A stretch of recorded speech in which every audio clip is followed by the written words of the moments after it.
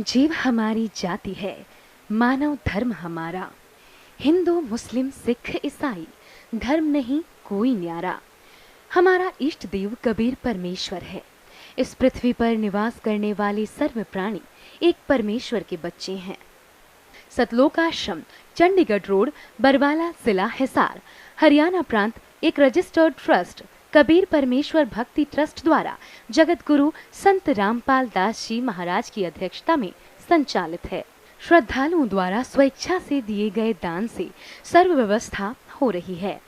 ये संस्था पूर्ण रूप से गैर राजनीतिक है। हमारा उद्देश्य विश्व के मानव समाज में फैली कुरीतियों, दहेज आदि को समाप्त करके एक स्वच्छ मानवता का उत्थान करना है। उपदेशी श्रद्धालु के लिए तंबाकू, शराब व अन्य नशीले पदार्थ सेवन करना वर्जित है। चोरी, रिश्वतखोरी, जारी करना, मांस खाना निषेध है। पर नारी को देखिए बहन बेटी के भाव, कह कबीर काम नाश का यही सहज उपाव। सत साहिब, हम एक ऐसा मानव समाज तैयार कर रहे हैं जो किसी भी क्षेत्र में राजनीति, न्यायपालिका, डॉक्टरी, इंजीनियरिंग या प्रशासनिक जैसे आईपीएस या आईएएस या शिक्षा में तथा अन्य किसी भी पद पर या सामान्य समाज में रहकर ईमानदारी से कार्य करके सबको न्याय दिलाएगा। छोटा बड़ा, अमीर गरीब की खाई को मिटाएगा। आध्यात्मिक तत्वज्ञान के आधार से भारत विश्व का एक महान राष्ट्र होगा। अन्य सर्व राष्ट्र भारतवर्ष का अनुसरण करेंगे। सत साहिब, उपदेश लेने वालों को निःशुल्क दीक्षा दी जाती है। खाने, ठहरने तथा बिस्तर आदि की निःशुल्क व्यवस्था है। समय समय पर रक्तदान शिविरों का आयोजन किया जाता है। निर्धन गरीब बच्चों को पढ़ाई का व खाने तथा वस्त्रों का खर्च ट्रस्ट द्वारा वहन किया जाता है। विधवा बहनों, वृद्धों तथा अनाथ बच्चों को आश्रय दिया जाता है। सतलोक आश्रम में सर्व धर्मों के व्यक्ति दीक्षा प्राप्त करते हैं। सत साहिब, सतलोक आश्रम 12 एकड़ जमीन में निर्मित है। इसमें लगभग 1 लाख श्रद्धालु बैठकर सत्संग सुन सकते हैं। भोजनालय में 5000 श्रद्धालु एक साथ बैठकर भोजन प्राप्त करते हैं।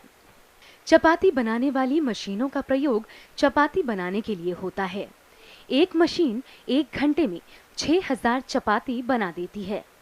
जूता घर में 1 लाख श्रद्धालुओं के जूते जमा करने की क्षमता है। सत साहिब, महीने में 2 बार 3-3 दिन का सत्संग होता है। बरवाला बस स्टैंड तथा रेलवे स्टेशन बरवाला तथा जिंद से श्रद्धालुओं के लिए आश्रम की ओर से निःशुल्क लाने ले जाने की व्यवस्था है। सत्संग के दौरान तथा अन्य समय में आश्रम में आने वाले श्रद्धालुओं के लिए अनुभवी चिकित्सकों की सेवा प्राप्त की जाती है। औषधि का व्यय कबीर परमेश्वर भक्ति ट्रस्ट सतलोक आश्रम बरवाला वहन करता है। सत साहिब, सतलोक आश्रम बरवाला में प्रत्येक सत्संग में लगभग 4 क्विंटल देसी घी का हवन ज्योति यज्ञ के द्वारा किया जाता है। ऋग्वेद मंडल 9 सूक्त 86 मंत्र 10 में ज्योति यज्ञ का प्रावधान है। संत रामपाल दास जी से शास्त्रानुकूल भक्ति विधि से दीक्षित श्रद्धालुओं को भौतिक तथा आध्यात्मिक लाभ प्राप्त होते हैं। जैसा कि ऋग्वेद मंडल 10 सूक्त 161 मंत्र 2 में प्रमाण है कि परमात्मा असाध्य रोग को नाश करके स्वस्थ कर देता है। यदि रोगी मृत्यु को प्राप्त हो चुका हो तो भी परमेश्वर सत्य साधना करने वाले साधक को पुनः जीवित करके 100 वर्ष की आयु प्रदान कर देता है। ये सर्व लाभ सतलोक आश्रम बरवाला में दीक्षा प्राप्त करके मर्यादा में रहकर भक्ति करने वाले भक्तों को प्राप्त होते हैं। सत कबीर दुआरे तेरे पर एक दास भिखारी आया है। सत कबीर दुआरे तेरे पर एक दास भिखारी आया। भक्ति की भिक्षा दे दी जो उम्मीद कटोरा लाया। भक्ति की भिक्षा दे दी जो उम्मीद कटोरा लाया। तज नरसी वाले ठाठ नहीं, मैं धन्ना जैसा जाट नहीं। तज नरसी वाले ठाठ नहीं, मैं धन्ना जैसा जाट। मेरी मोर धवज सी साठ नहीं, जिसने लड़का चीर चढ़ाया है। भक्ति की व्याख्या दे दी जो उम्मीद कटोरा लाया। सत कबीर द्वारे तेरे पैक दास भिखारी आया है। भक्ति की उम्मीद कटोरा लाया। शेख फरीद जैसा तप नहीं, मेरा वाल्मीकि सा जप नहीं। शेख फरीद जैसा तप नहीं, मेरा वाल्मीकि जैसा तप नहीं। मंसूर सी अनल हक नहीं, जिसने टुकड़े शरीर करवाया है। भक्ति की दे दी जो उम्मीद कटोरा ला। सत कबीर दवारे तेरे पैक दास भिखारी आ। भक्ति की बख्शा दे दी जो उम्मीद कटोरा। धरू जैसी आस नहीं, प्रहलाद जैसा विश्वास नहीं। धरू जैसी आस नहीं, प्रहलाद जैसा विश्वास नहीं। मेरा मीरा जैसा रास नहीं, जिसने रो और नाच रजाया है। भक्ति की दे दी जो उम्मीद कटोरा लाया है। सत कबीर दवारे तेरे पैक दास भिखारी आया है। सत कबीर दवारे पैक दास भिखारी। रंग का बंका जैसा त्याग नहीं, मेरा बाजीद जैसा वैराग नहीं। रंग का बंका जैसा त्याग नहीं, मेरा बाजीद जैसा वैराग नहीं। मेरा कर्मा जैसा भाग नहीं, जिसका आन खींचड़ा खाया है। भक्ति की क्षा दे दी जो उम्मीद कटोरा ला। सत कबीर दवारे तेरे पैक विदुर विदुरानी जैसा सम्मान नहीं, मैं सम्मन जैसा यजमान नहीं। विदुर विदुरानी जैसा सम्मान नहीं, मैं सम्मन जैसा यजमान नहीं। और सेव जो कुर्बान नहीं, जिसने शीश तो लेख लाया है। भक्ति की भिक्षा दे दी जो उम्मीद कटोरा ला। सत कबीर दवारे तेरे पैक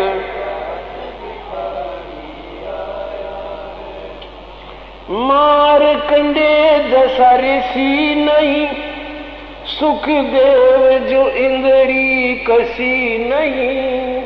मारकंडे जैसा ऋषि नहीं, सुखदेव जो इंद्री कसी नहीं। ये माया भी मन में बसी नहीं, जब से ज्ञान तेरा समाया है। भक्ति की दे दी जो उम्मीद कटोरा, सत कबीर दुआरे तेरे पे एक दास भिखारी आया, भक्ति की भिक्षा दे दी जो उम्मीद कटोरा। धर्मदास जैसा भक्ति सेठ नहीं, जीवन दत्ता जैसी और सेठ नहीं। धर्मदास सा भक्ति सेठ नहीं, जीवन दत्ता जैसी और सेठ नहीं। मेरा पिपा जैसा डेठ नहीं, जिसने दरिया बीच बुलाया है, भक्ति की भिक्षा मीद कटोरा लाया है। सत कबीर दवारे तेरे एक दास भिखारी आया है। दिया द्रौपदी जैसा लीर नहीं, कोई बण्या भजन में सिर नहीं। दिया द्रौपदी जैसा लीर नहीं, कोई बण्या भजन में सिर नहीं। मेरे बिलनी जैसी धीर नहीं, जिसने बन के बीच घुमाया है।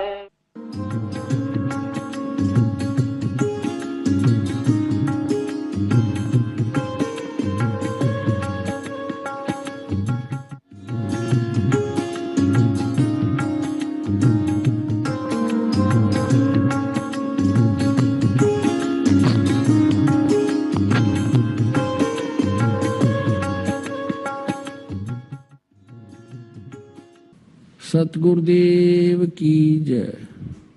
बंदी छोड़ कबीर परमेश्वर जी की जय। बंदी छोड़ गरीबदास जी महाराज जी की जय। स्वामी रामदेवानंद जी गुरु महाराज जी की जय हो।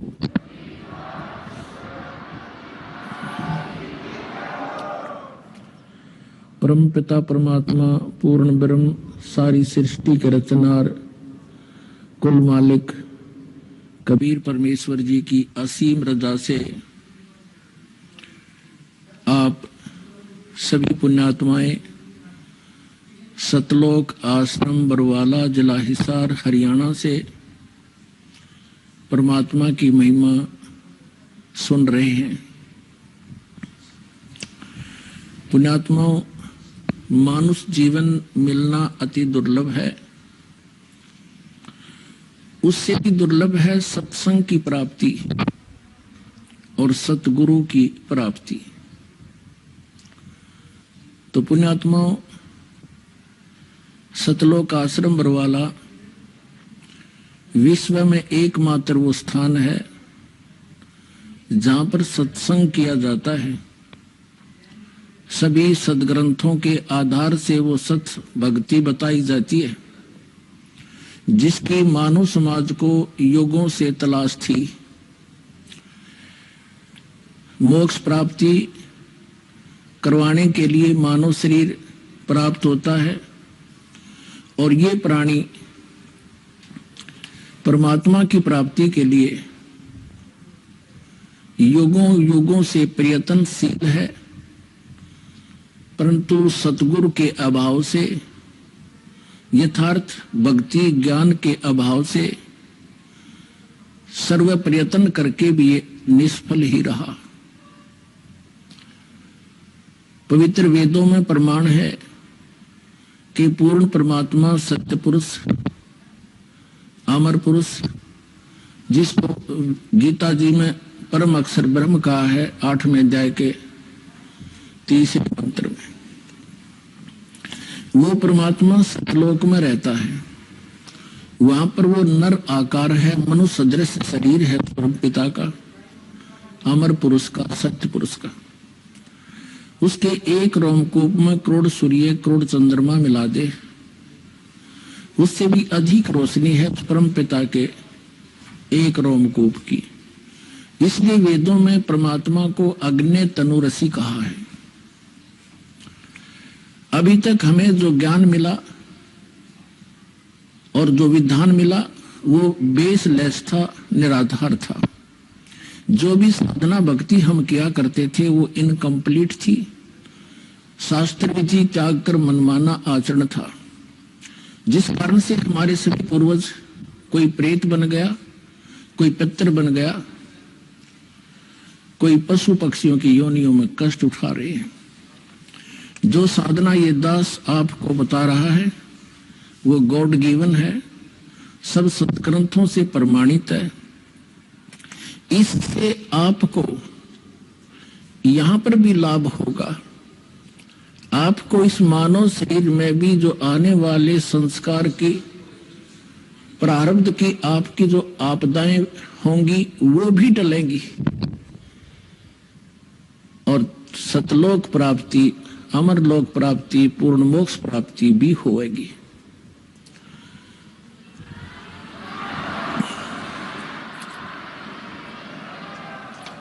तो पुण्यात्माओं, कोई भी साधक साधना करता है, उसके ऊपर कोई प्रारब्ध की ऐसी मार आ जाती है तो वो भक्ति नहीं कर सकता जब तक उसके संकट का निवारण नहीं होगा।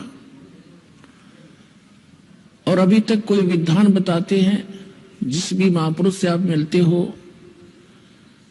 तो ये कहते हैं कि प्रारब्ध का कर्म तो भोगने से ही कटेगा, फिर भक्ति की आवश्यकता ही नहीं है। अब किसी के पेट में दर्द हो जा और उसको ये कहे कि तू भक्ति कर, पेट का दर्द तो आपके बना ही रहेगा। बताओ कोई बात है? किसी के पेट में दर्द है और उसको कहे तू खाना खा ले, पेट का दर्द तो बना ही रहेगा। किसी के पैर में कांटा लगा है और कांटा लगे पैर में कोई ये कहे कि जूता पहन ले, आगे कांटे नहीं लगेंगे, कांटा नहीं निकल सकता। तो ऐसा सिद्धांत केवल बालक बता सकते हैं। जब तक कांटा नहीं निकलेगा पैर में जूता नहीं पहना जा सकता। कांटा लगे पैर में जूता प्राणी पैर नहीं सकता। और कांटा निकले और कांटा निकलने के बाद फिर उसको सलाह दी जाए कि आगे से जूता मत उतारना, नहीं तो वो आपत्ति आप पर फिर आएगी। फिर वो व्यक्ति कभी भी उस सफर में जूता नहीं निकालेगा।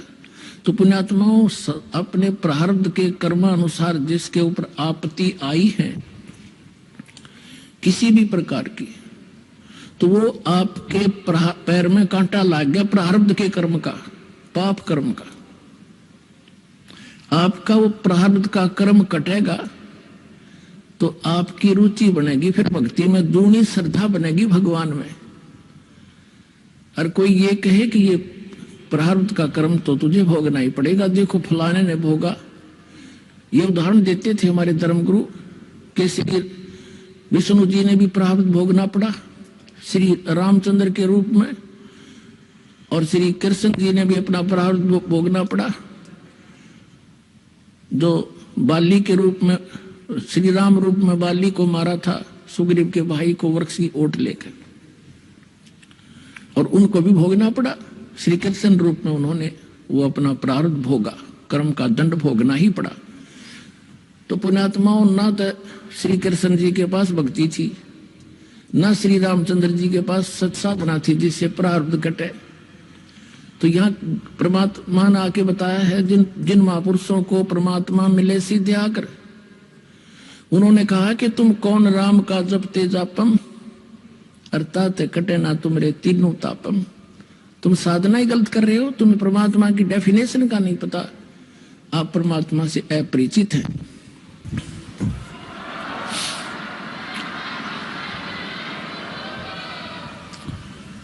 तो जिस कारण से आप ने एक विधान बनाकर छोड़ दिया कि कर्म तो भोगना ही पड़ेगा।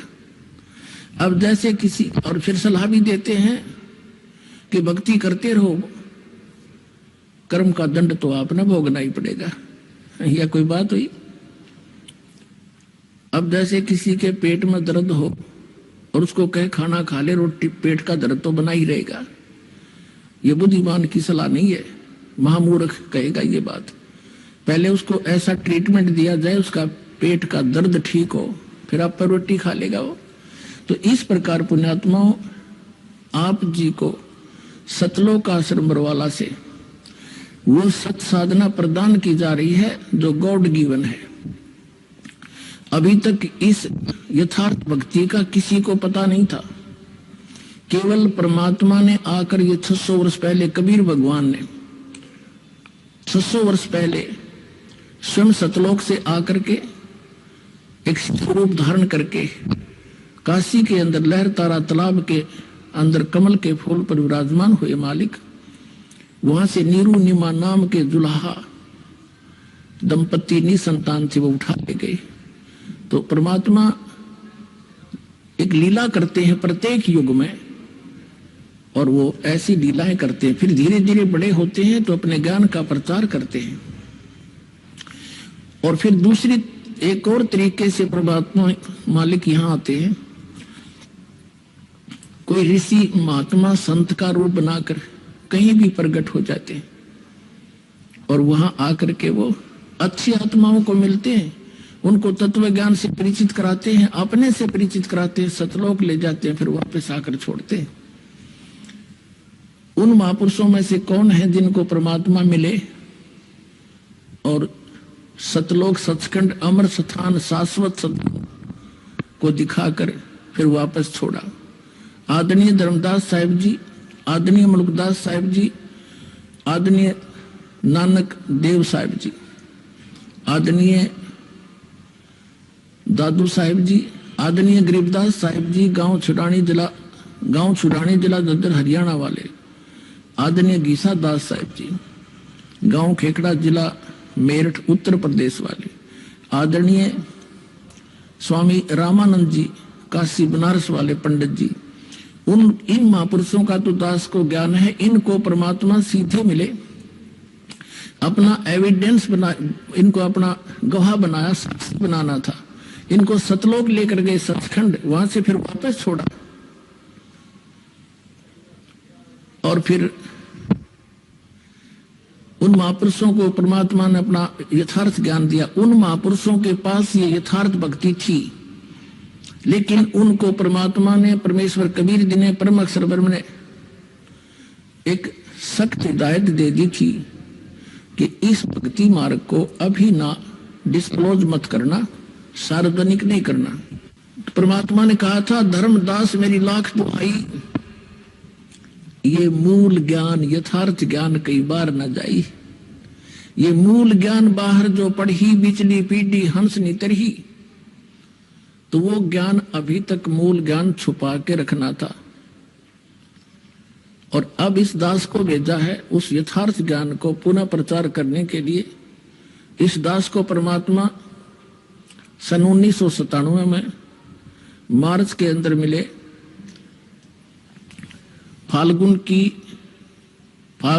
की जो है ना शुक्ल एकम को परमात्मा, पूर्ण परमात्मा कबीर देव जी परम अक्षर पर मिले, और उन्होंने कहा कि अब इस ज्ञान को और इस तत्व ज्ञान को तथा सार नाम और सत नाम को अब दिल खोल कर प्रदान कर दे, समय आ गया है।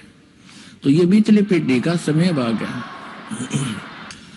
तो पुणात्मा, उन महापुरुषों के पास ये यथार्थ मार्ग था, उन्होंने अपनी अमृतवाणी में लिख रखे, जो कि तू ये यथार्थ मंत्र जिनसे मोक्ष संभव है और जिससे सर्व कष्ट भी निवारण होते हैं।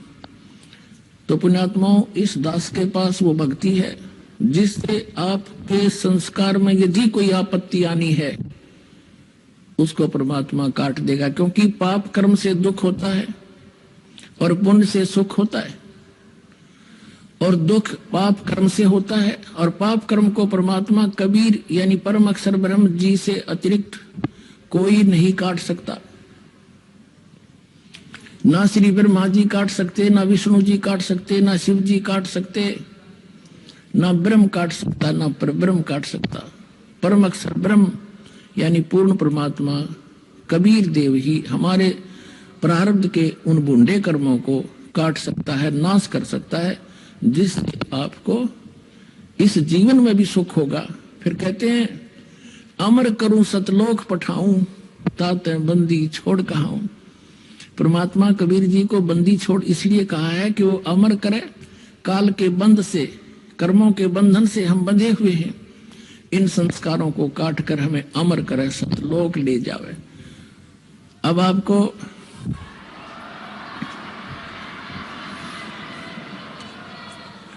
पुण्यात्माओं, यहां आने वाले पुण्यात्माओं को वो सुख होते हैं कि शायद वर्तमान में कोई सुनेगा तो ये ऐसा लगेगा जैसे क्या आज भी भगवान ये कृपा बख्श रहे हैं। पुण्यात्माओं, परमात्मा एक रस है, परमात्मा के गुण में कोई भिन्नता नहीं हुई है। जैसे हम पहले सुना करते थे ऐसे ऐसे परमात्मा ने कृपा की, जैसे प्रहलाद पर की, मीराबाई पर की, ध्रुव जी पर की, और भी अनेकों उदाहरण हम सुना करते थे। तो आज इस सतलोक आश्रम बरवाला में आप पुण्य वो परमात्मा की महिमा और लीला अपनी आंखों देख सकते हो, कानों सुन सकते हो, कैसे रजा बख्श रहे हैं वो परमात्मा। और जब तक ये सुख ना होंगे तो भगवान कैसे अच्छा लगेगा, तब परमात्मा में रुचि भी बनेगी। तो आप देखिएगा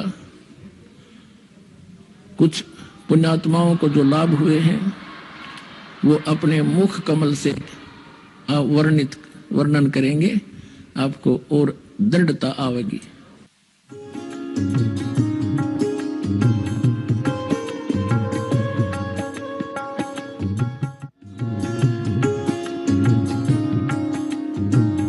मैं पहले इंडिया में पढ़ाई करने आई थी, तो यहाँ के एक शिष्य हैं, उनसे मेरी बात हुआ करती थी और हमेशा उस कॉन्वर्सेशन में वही उनका ज्ञान अधिक होता था, मेरा ज्ञान उनके आगे कुछ भी नहीं था। तो एक दिन मन में प्रेरणा हुई कि ऐसी क्या बात है इनके गुरुजी में जो मेरे गुरुजी में नहीं है। मैं पहले किसी और गुरुजी की थी भक्ति, तो हमेशा मैं सोचती थी इन गुरुजी के भक्त में इतना ज्ञान है तो उन गुरुजी में कितना ज्ञान होगा, उनकी क्या बात होगी। तो ऐसे मन में प्रेरणा हुई, तो मैंने उनको कहा मुझे ले चलो। तो बस फिर मैं यहाँ आ गई और उन्होंने नियम पढ़वाए। तो जो नियम थे उन्होंने, वो एक्चुअली आने से पहले घबरा गए थे, ले आने से पहले, तो उन्होंने नियम पढ़वाए मुझे। तो उन नियमों में से तो 17-18 नियम तो ऐसे थे जिनका मैं बचपन से पालन करती थी। बाकी बचे कुछ नियम थे जो भक्ति करते करते आ गए, पता ही नहीं पड़ा, निभ गए ऐसे बस। क्या आप लोगों का बहस का मुद्दा था, वो क्या होता था? बहस का मुद्दा ये होता था कि कर्म जाल के ऊपर मुद्दा होता था। गुरुजी कर्म नहीं काटते, उनके गुरु ये कहते थे कि संत रामपाल जी कर्म काट सकते हैं, और मेरे जो गुरुजी थे, मैं बोलती थी हमको कर्मों के बारे में, कर्म जाल के बारे में मालूम ही नहीं था। जो ज्ञान इन गुरुजी देते थे ये पूरे लॉजिक और रीजनिंग के देते थे, साइंटिफिक रीजन होता था उसके पीछे एक। और हमारे गुरुजी ठोसला ज्ञान देते थे, जो मतलब ट्रांजिशन नहीं था, एक ज्ञान से दूसरे ज्ञान के बीच में कोई ट्रांजिशन इफेक्ट नहीं था। ये पूरा मतलब रेफरेंस देंगे गीता जी का, जिस भी वेद का पढ़ेंगे उसका रेफरेंस देंगे। Like nobody can question, nobody can point upon that कि व्हाई इज इट रॉन्ग। तो इस तरह से आई वाज लाइक कि मैं तो कुछ भी नहीं किया गया, I was blank totally. So that's why I felt कि इनमें ही इतना भरा पड़ा है, तो उनमें क्या बात होगी। तो बस यही मुझे अट्रैक्ट कर गई बात। तो ज्योति जी, सबसे पहले जब आप सतलोक आश्रम में आए तो आपको क्या महसूस हुआ? पहली बार तो महसूस हुआ कि यहाँ पे नियम थोड़े स्ट्रिक्ट हैं। और पहले दिन तो मेरा जैसे अंदर आते ही मेरे को लगा नियम बहुत स्ट्रिक्ट हैं, लेकिन नियम बता रखे थे उन्होंने पहले से ही, तो धीरे धीरे एक्सेप्ट करने लग गई। तो उसके बाद गुरुजी के दर्शन, संत रामपाल जी के दर्शन हुए। तो दर्शन तो ऐसे हुए कि जैसे उनकी नॉर्मल हाइट से भी डबल लगने लग गए वो। तो मेरे को मैं लिटरली मैं नीचे से लेकर ऊपर ऐसे देख रही थी, तो मेरे को लगा ये तो कुछ अलग चीज है, अलग बात है इनमें। तो इस तरह से है ना, फिर मुझे लगा बाकी भगवान है, कोई तो बात है। तो बस मैं उधर ही मतलब मेरा मन झुक गया और उन पर भरोसा हो गया। तो जो भक्ति आपके पूज्य गुरुदेव संत रामपाल जी महाराज ने आपको दी है, उस भक्ति से आपको क्या लाभ हुआ? लाभ तो खूब हुआ। लाभ तो ऐसा हुआ कि इनमें जो पहला नाम लेने के बाद जो नियम है कि 4 बार आना होता है आश्रम में, वो 4 बार 4 महीने में आना होता है। तो उसमें मैं 4 महीनों में नहीं आ पाई। मेरा नाम 10 अप्रैल को लिया था 2011, 10 मई के आते आते ही मेरा मन हुआ मैं यहाँ आऊं, लेकिन तब मेरे पास पैसे नहीं थे आने के, अपने पैसे नहीं थे। तब मैं पढ़ाई करती थी। पापा जी से पैसे मांगे तो उन्होंने कहा, डैड से मांगे तो उन्होंने कहा I will not give you, like who the hell is he was like that. तो और पता नहीं तू हमारे गुरुजी को छोड़ के अपने गुरुजी के पास गई है, we don't know who is he. तो I was like literally I cried, like I felt helpless. उसके बाद फिर नेक्स्ट मंथ हुआ तो मेरे एग्जाम्स थे सीए के। तो वो एग्जाम्स मेरे को लगा अब तो कोई और रास्ता नहीं है, अपने दम पे खड़े होकर ही बात बननी पड़ेगी। तो उसमें मैं एकदम ऐसी हालत हो गई थी कि अब मेरी पढ़ाई भी नहीं हो पाई थी पूरी और एग्जाम भी देना था। लेकिन जैसे तैसे गुरुजी की डेली नित्य नियम प्रार्थना वगैरह सब किया करती थी, तो उसमें पढ़ाई भी हो गई। एग्जाम में किसी भी कीमत पे पहली बार में पास होना था। तो गुरुजी ने ऐसी दया करी कि एग्जाम देते ही 15 दिन में मेरी जॉब लग गई। तो दैट वाज 3.5 months। तो जॉब लग गई। उसके बाद जॉब करने के बाद भी मेरे पास काफी समय तक पैसे नहीं जुड़ पाए थे, यहाँ आने का मुझे मौका नहीं मिल पाया था। 6 months का उनका प्रोबेशन पीरियड था, उन्होंने आने नहीं दिया कंपनी वालों ने। फिर 1 साल पूरा होते ही वहाँ पे एनुअल कॉन्ट्रैक्ट होता है कि साल में 1 बार आने को मिलता है, छुट्टी मिलती है। तो 1 साल पूरा होते ही मेरे पास पैसे जुड़ने लग गए। उसके बाद जब मैं यहाँ पे 1 साल पूरा होते ही मैं यहाँ पे आई, आने से पहले मेरे घर वालों से बहुत झगड़ा हुआ कि मैं जाऊंगी और मैं घर से भाग गई।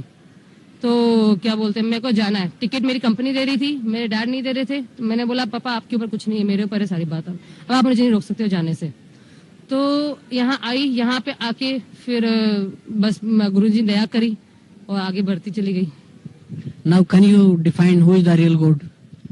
संत Rampal ji is the real God. ये ही कबीर परमेश्वर हैं, ये धरती पर अवतरित हुए हैं, ये जिंदा जोगी महात्मा है, ये जिंदा भगवान है। ये जो मतलब हम लोग इनको इंसान समझते हैं, नॉर्मल जो आंखें हैं इनको इंसान के रूप में देखती हैं, लेकिन अंदर भाव से, सच्चे भाव से देखोगे तो यही भगवान दिखेंगे। और कोई नहीं है इनसे बढ़ के भगवान, किसी में इतनी शक्ति नहीं जितनी इनमें है। आप सेटिस्फाइड हैं जो भक्ति आपके गुरुदेव ने आपको दी है उससे? बहुत ज्यादा सेटिस्फाइड हूँ, बहुत खुशनसीब समझती हूँ अपने आप को। तो ज्योति जी, जैसे आपके पेरेंट्स हैं जो पहले गुरुजी थे उनसे जुड़े हुए हैं, आपके और भी भाई बहन होंगे, रिश्तेदार होंगे, जान पहचान वाले होंगे, उनको आप क्या संदेश देना चाहते हैं? मैं उनसे मेरा यही संदेश है कि जल्दी से संत रामपाल जी की शरण में आ जाओ। अगर ये पिछली पीढ़ी में ये कबीर परमेश्वर, धरती साक्षात कबीर परमेश्वर अवतरित हुए हैं और इन्हीं के शरण में लेकर के जल्दी से पार हो जाओ। पिछली पीढ़ी, ये बीच का जनरेशन, इंटरमीडिएट जनरेशन जो है, पार हो जाओ, अदरवाइज आगे जाके बेड़ा पार नहीं होने वाला, भटक जाएंगे। मैं तो यही कहूंगी सब लोग संत रामपाल जी के पास की शरण में आ जाओ सब लोग। ज्योति जी, क्या आप मानते हैं कि संत रामपाल जी महाराज के अलावा पृथ्वी पे कोई ऐसा संत नहीं है जो हमें पूर्ण मोक्ष प्रदान कर सकता है? मैं बिल्कुल ये बात मानती हूँ कि संत रामपाल जी के अलावा पूर्ण मोक्ष कोई नहीं प्रदान कर सकता। इनका जो ज्ञान का जो आधार वो इतना स्ट्रांग है कि कोई इनको क्वेश्चन कर ही नहीं सकता। Nobody can question his integrity. Thank you so much. क्या नाम है आपका? मेरा नाम मनोज कुमार। मैं कहाँ के रहने वाले? मैं हिसार का रहने वाला हूँ। क्या करते हैं? मैं लेक्चरर हूँ। मैंने B Tech M Tech in civil engineering किया है, अभी पीएचडी कर रहा हूँ और लेक्चरर हूँ पीपीएमटी इंजीनियरिंग कॉलेज हिसार में। कितने दिन से जुड़े हुए हैं संत रामपाल जी महाराज के साथ? संत रामपाल जी महाराज जी से मैं 2007 से जुड़ा हूँ। 2008 30 अप्रैल 2008 को मैंने संत रामपाल जी से उपदेश लिया, जब वो क्रोंथा कांड के बाद रोहतक जेल से वापस आश्रम आए थे, बरवाला आश्रम। उसी दिन मैंने उनसे नाम उपदेश लिया था। तो क्रोंथा कांड के बारे में क्या जानते हैं आप? 2006 में 12 जुलाई 2006 को जब क्रोंथा कांड हुआ, तब मैंने पहली बार संत रामपाल जी का नाम न्यूज चैनल्स में सुना और न्यूज पेपर्स में सुना। उससे पहले मैं संत रामपाल जी के बारे में कुछ नहीं जानता था। उससे पहले हम 1994 से राधा स्वामी डेरा ब्यास से जुड़े हुए थे। 2007 तक वहीं से जुड़े रहे। क्रोंथा कांड में इनका नाम सुना तो मन में संतों के प्रति बड़ा ही बुरा भाव आया। तब ये लगा कि राधा स्वामी ब्यास जो है एक ऐसा आश्रम है, एक ऐसा डेरा है जहां पर सच में एक रियल संत है, रियल गुरु है। लेकिन 1994 से जब मेरे पेरेंट्स ने वहां नाम लिया तो हम इतने सुखी थे कि मैं आपको नहीं बता सकता।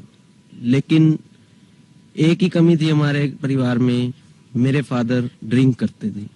जब नाम लिया तो वहाँ एक रूल था कि ड्रिंक नहीं करनी, तो उस दिन मेरे फादर ने ड्रिंक छोड़ी। तो हम बहुत खुश हुए कि मेरे फादर ने ड्रिंक छोड़ दी।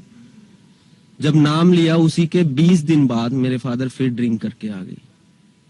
तो एक सपना हमारा टूट गया जो हमने राधा स्वामी से संजोया था कि फादर की ड्रिंक छूट गई।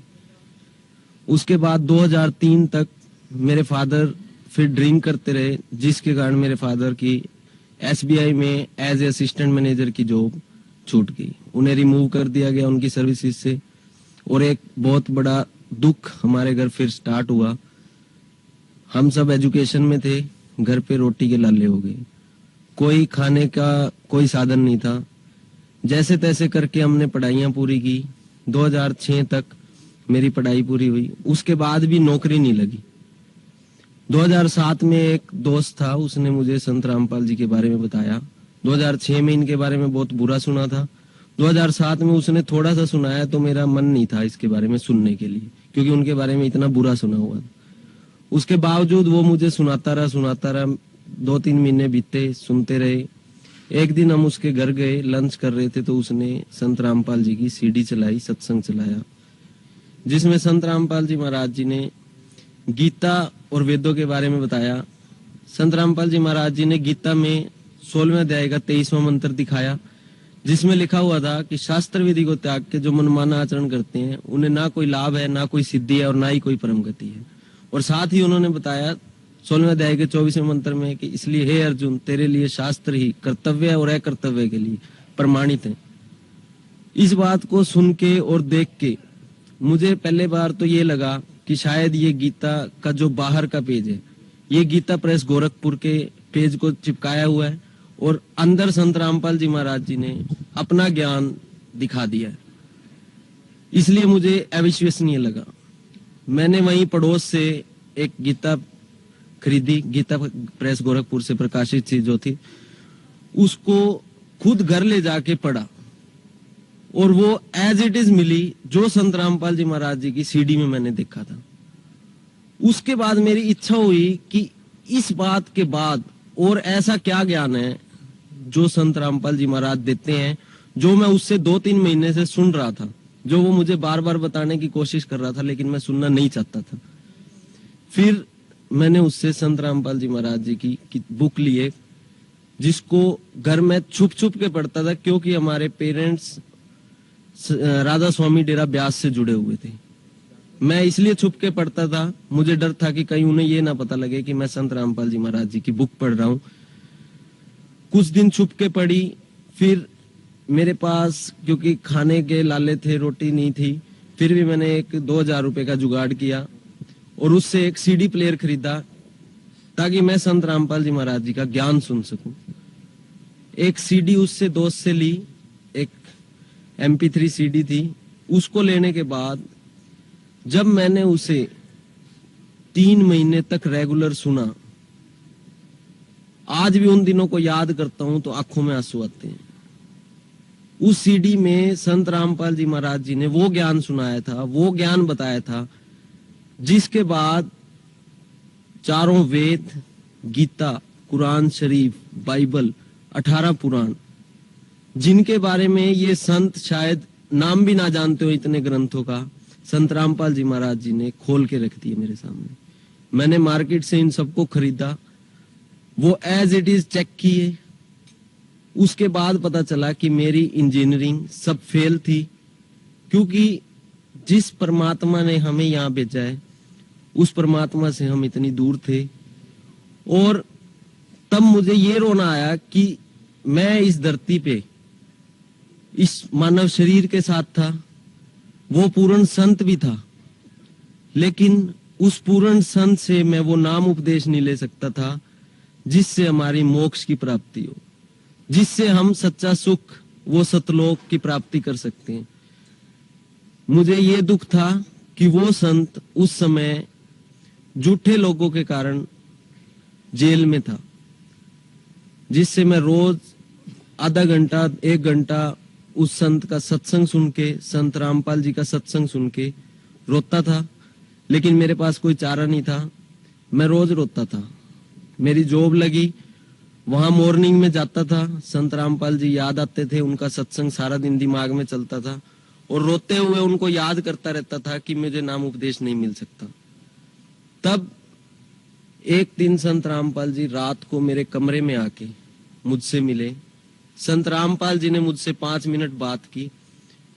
उनसे बात करने के बाद संत रामपाल जी ने मुझे खुद विश्वास दिया कि बेटा बहुत जल्दी तुझसे मैं मिलूंगा और तुझे वो नाम उपदेश भी दूंगा, और साथ में तुझे कोई चिंता करने की जरूरत नहीं है, मैं तेरे साथ हर टाइम हूं और तुझे वो सुख दूंगा जो तूने कभी सुने नहीं, जो सोचे नहीं। सबसे पहला सुख हमारे घर में हुआ, जो मैंने बचपन से देखा था दुख, मेरे पिताजी की ड्रिंक। राधा स्वामी से जुड़ने के बाद भी जो नहीं खत्म हुई थी, 14 साल से जो चल रही थी, संत रामपाल जी का सत्संग चलाते ही, मेरे घर सीडी चलते ही आज इस बात को 5 साल हो गए, मेरे फादर ने ड्रिंक छोड़ दी है। सबसे पहला सुख था। दूसरा सुख था, मेरे मदर राधा स्वामी से नाम लेने के बाद 2.5 घंटे, 3-3 घंटे, 4-4 घंटे बैठ के सुबह सिमरन करते थे, जो जैसा कि उन्होंने बताया हुआ था, जिसके कारण उनके दोनों गोडे नीचे से दोनों टांगे खत्म हो गई थी। उनसे चला नहीं जाता था। 2004 से हम उनके इलाज के लिए पता नहीं कहां कहां घूमे, लेकिन उसका कोई इलाज नहीं हुआ। और संत रामपाल जी महाराज जी से जुड़ने के बाद, नाम लेने के बाद 6 महीने तक मेरे माताजी नहीं माने। वो यही कहते थे कि गुरु तो एक ही है, एक ही करना होता है, बार बार गुरु बदलने नहीं होते। उनको ज्ञान सीडी सुनने के बाद विश्वास भी हो गया था कि ज्ञान जो है सिर्फ संत रामपाल जी महाराज जी के पास है, उसके अलावा इस धरती पे कोई ज्ञान नहीं है। राधा स्वामी के पास कोई ज्ञान नहीं था।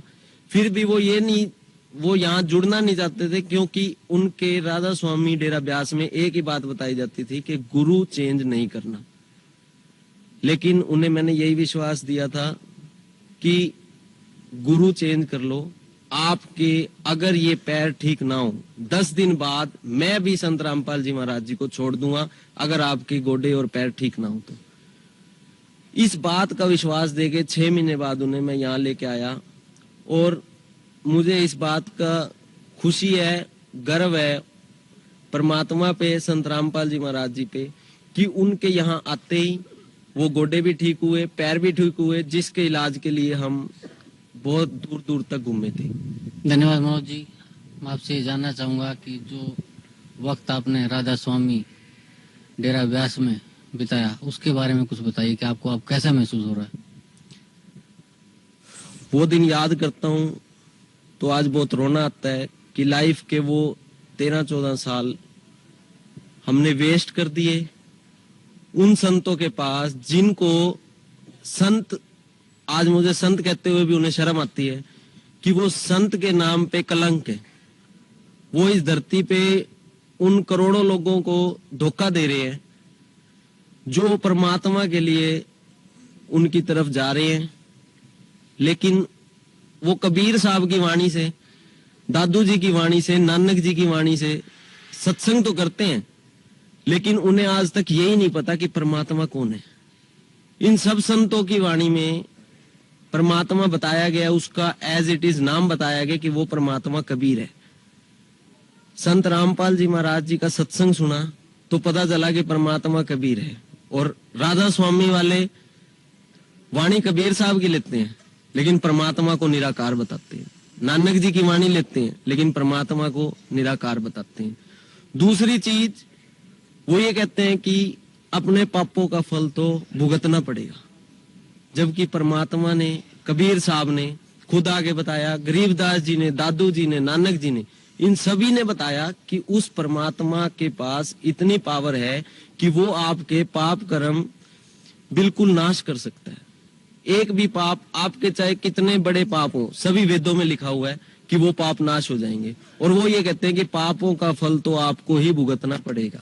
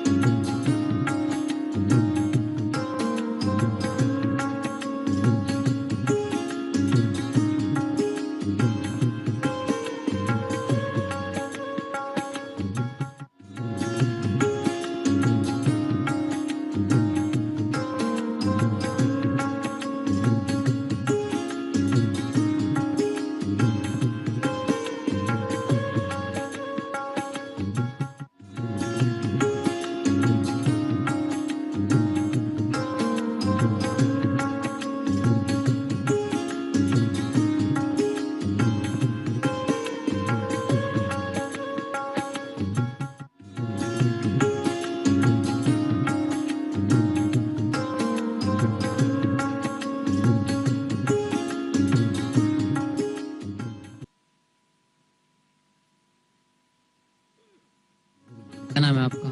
सीताराम दास। कहाँ के रहने वाले?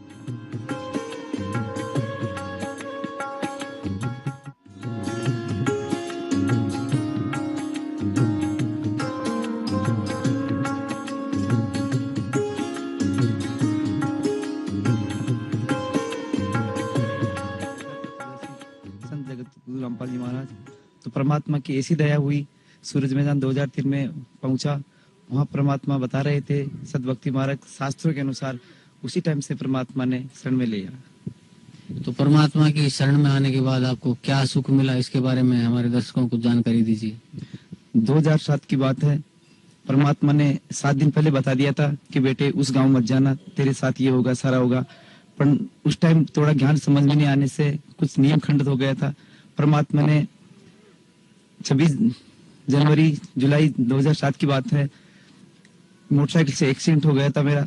उस टाइम ब्रह्म काल से मेरी यही वार्ता हो रही थी कि काल ब्रह्म तू मार नहीं सकता, पेट तोड़ सकता है, तेरी औकात नहीं है। उसके बाद अजमेर विक्टोरिया में हॉस्पिटल में एडमिट हुआ, पैर में दो रोड डली, एक्सीडेंट हुआ है। उसके बाद अहमदाबाद के डॉक्टरों को भिलवाड़ा दिखाया।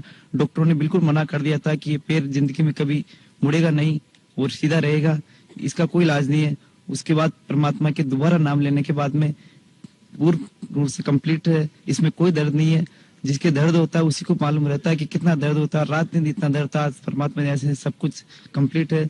मैं तो सभी से यही कहना चाहूंगा कि पूर्ण परमात्मा कबीर साहब के अवतार में संत रामपाल जी महाराज आए हुए हैं, इनको जल्दी पहचान के सभी परमात्मा की शरण में आए। जी धन्यवाद।